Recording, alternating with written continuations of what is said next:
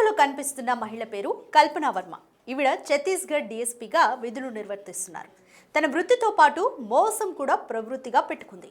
ఒక business men కు ప్రేమ పేరుతో ఎరవేసి అందిన కాడికి దోచేస్తుంది. అసలు డీఎస్పీ కల్పనతో వ్యాపారవేత్తకు పరిచయం ఎలా ఏర్పడింది? ఈ romantic love and crime drama story ఏంటో ఇప్పుడు చూద్దాం.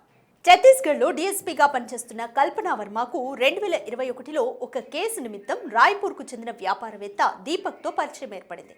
ఇలా కొంతకాలం తన వ్యాపారానికి సంబంధించిన పని మీద పోలీస్ ఆఫీసర్ కల్పన వర్మను తరచూ కలుస్తూ ఉండేవాడు. 2-3 సార్లు కలిసిన తర్వాత తన ప్రేమ విషయాన్ని దీపక్కు చెప్పింది. ఇదిలా ఉంటే తనకు గతంలోనే పెళ్లి జరిగిందని, భార్యతో కలిసి జీవిస్తున్నట్లు దీపక్ కల్పనతో చెప్పాడు. అయినప్పటికీ అతని డబ్బులు, ఆస్తులు అలాగే బిజినెస్ పై కన్నేసిన డీఎస్పీ కల్పన ఎలాగైనా బిజినెస్ మెన్ ను తన వశం చేసుకోవాలని భావించింది. భార్యకు విడాకులు ఇవ్వమని దీపక్కు చెప్పింది. దీంతో తన ప్రేమ నిజమే అని భావించాడు దీపక్.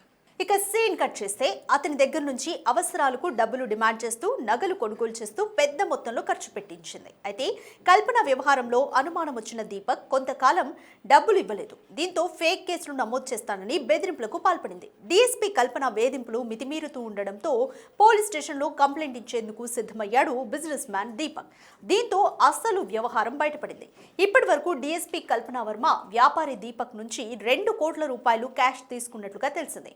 అంతేకాకుండా 12 లక్షల విలువైన డైమండ్ రింగ్, 5 లక్షల విలువైన గోల్డ్ చైన్, 1 లక్ష విలువైన బ్రేస్లెట్, ఇన్నోవా క్రిస్టా కార్ ఇలా అనేక ఖరీదైన వస్తువులు దోచేసినట్లుగా వెలుగులోకి వచ్చింది.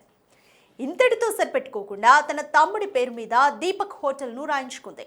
దాని విలువ సుమారు 30 లక్షలు ఉంటుందని అంచనా వేస్తున్నారు. ఇకపోతే దీపక్తో డీఎస్పీ కల్పన చాటింగ్ కూడా లీక్ అయింది.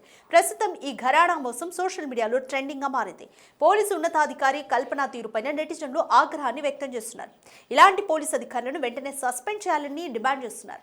ప్రభుత్వ ఉద్యోగంలో ఉంటూ మంచి జీతం, హోదాతో సరిపెట్టుకోకుండా ఇలాంటి అక్రమాలకు పాల్పడడంపై విమర్శలు వెల్లువెత్తుతున్నాయి.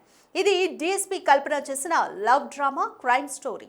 ఈ ఘటనపై మీ అభిప్రాయం ఏంటో కామెంట్ చేయండి.